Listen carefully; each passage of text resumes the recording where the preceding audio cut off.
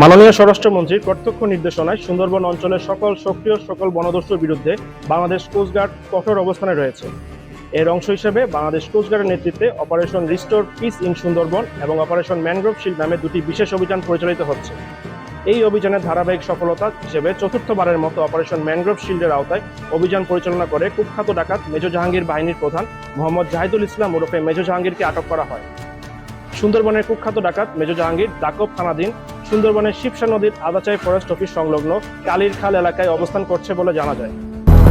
200-র বেশি সার্ভিস ও ফিচারে লেনদেনের সব বিকাশ অ্যাপে সম্ভব।